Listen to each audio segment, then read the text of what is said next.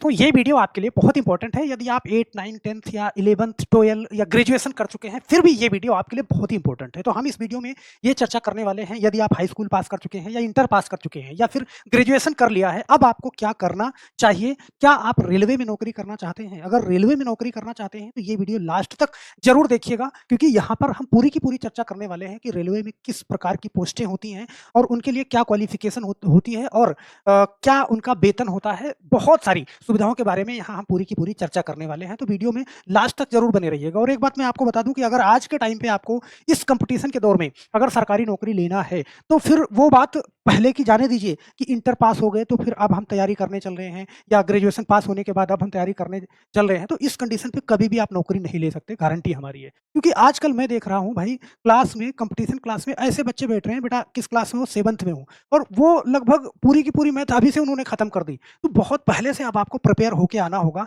बहुत ज़्यादा कंपटीशन है अगर आप टाइम रहते नौकरी लेना चाहते हैं। यहाँ पे मैं आपसे बता दूँ कि भाई मैथ पढ़ना है तो 30 चैप्टर ही तो पढ़ने हैं। एक किताब है, उसको चाहे 5 साल में पढ़ो या 1 साल में मन लगा के खत्म कर दो। तो ये सारी की सारी चीज़ चर्चा हम बाद में करेंगे, लेकिन यहाँ पे सबसे पहले हम रेलवे में कौन-कौन सी पोस्टें हैं, उन सारी चीज़ों पर चर्चा करेंगे। अगर आप भारतीय रेलवे में नौकरी करना चाहते हैं, रेलवे में सर्विस करना चाहते हैं, तो आपको ये पता होना चाहिए कि किस पोस्ट के लिए क्या क्वालिफ़िकेशन है और कितनी एज चाहिए आपको फॉर्म डालने के लिए। तो यहाँ पे रेलवे में टोटल 2 प्रकार की पोस्टें होती हैं, एक गजेटेड पोस्ट होती है और एक नॉन गजेटेड पोस्ट होती है। तो यहाँ पे देखना 4 ग्रुप होते हैं, ग्रुप ए, ग्रुप बी और ग्रुप सी और ग्रुप डी।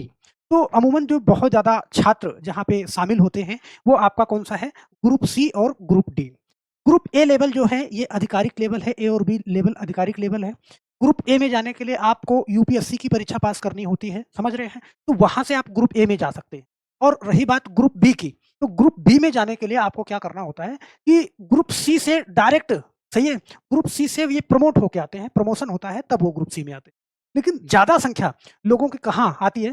ग्रुप सी की तैयारी करते हैं और ग्रुप डी की तैयारी करते हैं। तो वो सारी चीज़ें हम समझेंगे और आपको ये समझ में आएगा कि अब हमारी आगे की रणनीति क्या होनी चाहिए, क्योंकि जानकारी ही सबसे बड़ा बचाव है। अगर आपके पास जानकारी है, तब आप दिशा पा सकते हैं। तो यहाँ पे सबसे पहली हम चर्चा करते हैं, यहाँ पे जैसे बहुत बड़ी चर्चा नहीं करेंगे, क्योंकि ग्रुप ए, सही है, इसमें बहुत ज़्यादा छात्र नहीं जाते। हाँ, वो छात्र जाते हैं यूपीएससी के माध्यम से जाते हैं। और मैं आपसे बता दूँ कि कहीं न कहीं अगर कोई यूपीएससी की भी तैयारी कर रहा है, तो अगर उसको रेलवे में जाना है, तो अच्छे लेवल की सोच लेके वो जाता है यूपीएससी में, और वो माइंड सेट करके जाता है कि मुझे रेलवे में जाना है इस पोस्ट के लिए, सही है? तो यहाँ पे भारतीय रेलवे देखना, भारतीय रेलवे जो ग्रुप ए है, भारतीय रेलवे में ग्रुप ए पद प्रतिष्ठित और उच्च स्तरीय प्रशासनिक तथा प्रबंधकीय भूमिकाएँ प्रदान करता है, जो देश के विशाल रेल नेटवर्क के संचालन और विकास में महत्वपूर्ण योगदान देता है। तो यहाँ पे पूरा का पूरा जो अपना सिस्टम है, प्रबंधन वाला काम है, वो पूरा का पूरा ग्रुप ए करता है। तो ए में आप जानते हैं कि कौन-कौन से पद हैं, यहाँ एक बार देखना, भारतीय रेलवे यातायात सेवा, भारतीय रेलवे लेखा सेवा, भारतीय रेलवे कार्मिक सेवा, भारतीय रेलवे सुरक्षा बल और भारतीय रेलवे इंजीनियरिंग सेवा। ये ग्रुप ए के पद हैं। अभी मैंने बताया कि ग्रुप ए में आपको जाने के लिए अगर आपकी एज 21 साल से 32 साल के बीच में है, अगर आप 21 साल के हो चुके हैं, तब फिर आप ग्रुप ए के लिए एलिजिबल होते हैं। और ग्रुप ए में जाने के लिए हमने कहा ये आधिकारिक लेवल के पद हैं, तो आपको यूपीएससी के माध्यम से जाना होगा, सही है? यूपीएससी के माध्यम से जाना होगा। यहाँ पे सिविल सेवा परीक्षा, सीएसई या इंजीनियरिंग सेवा परीक्षा, ईएसई के माध्यम से होता है इन पदों पे सिलेक्शन। तो ये तो हो गया हमारा ग्रुप ए वाली बात कि आपको यूपीएससी के माध्यम से जाना होगा ग्रुप ए में। और यहाँ पे आप देखना बड़े ध्यान से कि वेतन भी जो ग्रुप ए जो अधिकारी वर्ग होता है, यहाँ पे वेतन भी आपका बहुत उसी टाइप से होता है, बहुत अच्छा खासा वेतन होता है। यहाँ भी सबसे पहले उच्च स्तरीय प्रबंधन में रेलवे बोर्ड सदस्य, महाप्रबंधक और अपर महाप्रबंधक ये आते हैं। फिर उसके बाद जूनियर कार्यकारी में डिविजनल रेल मैनेजर और deputy chief engineer, senior divisional अधिकारी ये आते हैं। और जूनियर अधिकारी में असिस्टेंट डिविजनल इंजीनियर और असिस्टेंट ऑपरेशन मैनेजर, ट्रैफिक अधिकारी। ये आप इनकी आप मासिक सैलरी आप देख रहे हो, लगभग 2,25,000, यहाँ पे 2,25,000। ये लेवल 17 के अधिकारी हैं। फिर ये लेवल 14, 13-14 के अधिकारी हैं, लेवल 10 के अधिकारी हैं। तो इनकी तनख्वाह भी उसी लेवल की होती है भाई, अधिकारी लेवल के हैं। बात समझ रहे हो? आप देख पा रहे हो यहाँ पे 56,100 से 1,77,000, और यहाँ पे देखना 2,25,000। तो ये यूपीएससी सिविल सेवा परीक्षा के माध्यम से ही यहाँ पे जाते हैं। अब हम बात करते हैं ग्रुप बी की। ग्रुप बी में जैसा कि अभी मैंने बताया कि जो भारतीय रेलवे का ग्रुप बी है, यहाँ पे डायरेक्ट नहीं लिया जाता। ग्रुप सी से प्रमोट होके कहाँ पहुंचते हैं? प्रमोशन होके। ध्यान देना, ग्रुप बी पद सीधे भर्ती किए जाने वाले पद नहीं है, बल्कि ये ग्रुप सी कर्मचारियों के प्रमोशन से भरे जाते हैं, जो प्रशासनिक और तकनीकी कार्यों में महत्वपूर्ण भूमिका निभाते हैं। अब यहाँ पे मैं आपसे बता दूं कि कुछ ऐसे पद हैं जो ग्रुप बी में भी डायरेक्ट लिए जाते हैं, जैसे टेक्निकल पद है, सही है? तो ऐसे टेक्निकल पदों के लिए यहाँ पे भर्ती होती है, भर्ती निकाली जाती है। लेकिन अक्सर बहुत जो ज़्यादातर पद भरे जाते हैं, वो ग्रुप सी से होके आते हैं। यहाँ पे मुख्य पद क्या-क्या हैं, जैसे सहायक मंडल अभियंता, सहायक सिग्नल दूरसंचार अभियंता, जूनियर स्केल के अधिकारी। वेतन बहुत अच्छा यहाँ पे भी मिलता है और मैं आपसे बता दूँ, रेलवे में चाहे आप group A, group B, group C, group D किसी भी क्षेत्र में आप काम कर रहे हैं, तो सुविधाएँ सबको मिलती हैं, सही है? जैसे आपको हो गया क्या, आवास की सुविधा, चिकित्सा सुविधा, ये सारी की सारी यात्रा वाली सुविधा वो सबको मिलती है और जो व्यक्ति काम कर रहा है उसको भी अगर यात्रा उसकी भी फ्री रहती है, उसके पूरे परिवार के लिए मतलब उसकी बीवी बच्चे वो सारे के सारे मेडिकल के भी हकदार हैं, यात्रा के भी हकदार हैं, तो इसलिए रेलवे की नौकरी बहुत ही डिमांडेबल है। अब यहाँ पे देखना, जैसे इसके लिए शैक्षणिक मानदंड क्या है, तकनीकी पदों के लिए इंजीनियरिंग डिग्री जो ग्रुप बी में प्रमोट होके आते हैं, डिप्लोमा, स्नातक यहाँ भी ज़रूरी होता है। आयु पात्रता क्या है, तो उसी हिसाब से उनकी आयु भी ली जाती है। तो ये तो प्रमोशन वाला पद है और आयु पात्रता मान के चलिए यहाँ पे 18 से, अगर कुछ ऐसे पद हैं जहाँ पे डायरेक्ट लिया जाता है तो 18 से लेके जो है वो भी 30-32 तक लिया जाता है। लेकिन यहाँ पे मैं बात, हाँ, इनकी भी सैलरी बेहतरीन लेवल की 6-7 लेवल की, स्टेशन मास्टर लेवल 6-7 का है। यहाँ पे देखो ये डायरेक्ट गुड्स गार्ड, ये भी डायरेक्ट एनटीपीसी के माध्यम से यहाँ पे भी जा सकते हैं। यहाँ भी आप देख पा रहे हो सैलरी अच्छी है, 35,400 से 1,12,000 तक, यहाँ पे 35,400 से 1,12,000 तक, सही है? तो ये आप ग्रुप बी में प्रमोट होके आते हैं। अब सबसे बड़ी बात करते हैं हम ग्रुप सी की, जो आपके काम की बात है, ध्यान देना, ग्रुप सी के पद, इसको रेलवे की रीढ़ माना जाता है, सबसे इंपॉर्टेंट पद है, रेलवे संचालन की रीढ़ माना जाता है इसको, दैनिक कार्यों के लिए महत्वपूर्ण और लाखों लोगों को यहाँ पे रोजगार मिलता है ग्रुप सी वाले पद। कौन-कौन से हैं? ध्यान देना, यहाँ पे टिकट कलेक्टर हैं, लिपिक हैं, ये नॉन टेक्निकल हैं, तो ये स्टेशन मास्टर, ये भी नॉन टेक्निकल हैं। अब टेक्नीशियन, ट्रैकमैन, सहायक लोको पायलट, ये सारे के सारे जो है ना ग्रुप सी के पद आते हैं, सही है? और उसके बाद यहाँ पे योग्यताएँ क्या होनी चाहिए ग्रुप सी में जाने के लिए आपको, तो आप देखना, यहाँ भी किसी-किसी पद के लिए 10th लेवल और 12वीं लेवल और आईटीआई डिप्लोमा आपके पास होना चाहिए और ऐज यहाँ पे ग्रुप सी में जाने के लिए 18 से 33 साल होनी चाहिए। ग्रुप सी में आपको जाने के लिए, यहाँ भी सारे के सारे आकर्षक वेतन और भत्ते शामिल हैं। वो मैंने कहा ना कि ग्रुप, आप किसी भी ग्रुप में काम कर रहे हैं तो रेलवे में लगभग सबको मिलता है वो चीज़। तो यहाँ पे आप देखोगे एक बार, इनकी भी तनख्वाह ऐसा है ना ग्रुप सी में, वो भी अच्छे लेवल की है। लोको पायलट यहाँ पे देखना 6 से 8 लेवल की वैकेंसी है, 35,400 से 1,24,000 तनख्वाह इनकी है यहाँ पे, सही है? तो यहाँ पे आप देखो, तकनीकी स्टाफ, ग्रुप सी में तकनीकी स्टाफ होता है, ऑपरेशनल स्टाफ होता है और कमर्शियल स्टाफ होता है, ये अलग-अलग। तो टेक्निकल भी है, नॉन टेक्निकल भी है ग्रुप सी के अंदर, सही है? जो आप एनटीपीसी के माध्यम से आप जाते हैं। तो आप देख पा रहे हो यहाँ पे अच्छा खासा, यहाँ पे भी आपका वेतन है। अब इसको एक-एक करके मैं नहीं बता रहा हूँ, क्योंकि आपको रटना तो है नहीं इस चीज़ को, एक बार समझना है, सही है? लेवल 5 का है यहाँ पे 29,200 से 92,300, मिस्त्री लेवल का है 29,900 से 92,300। तो ये सारे के सारे पोस्ट हैं और सबके लिए एक अच्छा खासा वेतन भी यहाँ पे आपको मिलता है, सही है? अब जो बहुत ही ज़्यादा डिमांडेबल है, सही है? वो है ग्रुप डी।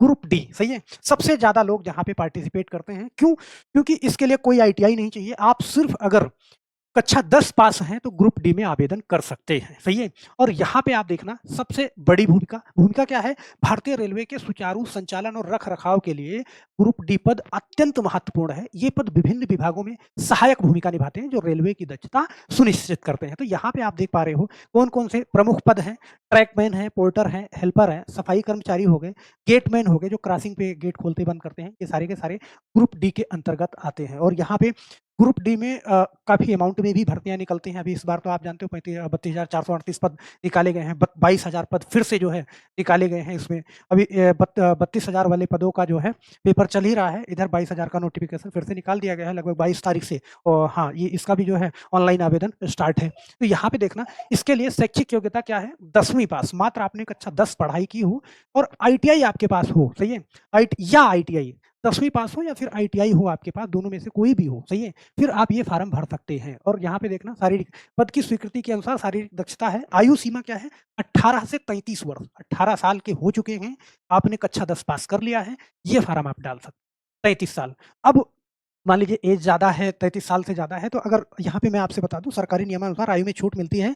ओबीसी आप जानते हैं कि ओबीसी को 3 साल की छूट मिलती है और एससी-एसटी को 5 साल की छूट मिलती है, 5 साल। तो अगर यहाँ पे कोई जनरल वर्ग का व्यक्ति है, तो वो 33 साल तक डाल सकता है, लेकिन कोई ओबीसी बच्चा है, तो वो 33 से 5 में जोड़ दो आप, 33 और 3 36 साल तक डाल सकता है। और उसके बाद एससी-एसटी वर्ग का बच्चा है, तो वो 5 साल यहाँ पे 33 में और जोड़ दो, लगभग 38 साल तक वो डाल सकता है। उसके बाद चयन प्रक्रिया क्या होती है? बड़े ध्यान से देखना, कंप्यूटर आधारित टेस्ट होता है, एक टेस्ट होता है कंप्यूटर आधारित। फिर उसके बाद शारीरिक दक्षता होती है, जहाँ पे आपको कुछ वज़न लेके बहुत टफ नहीं होता, कुछ वज़न लेके आपको 100 मीटर तक भागना होता है। तो ये चीज़ कंप्यूटर आधारित सिर्फ़ एक टेस्ट आपको पास करना होता है, जिसको हम सीबीटी 1 बोलते हैं या सीबीटी के नाम से जानते हैं। उसके बाद यहाँ पे पीईटी शारीरिक दक्षता परीक्षण होता है, सही है?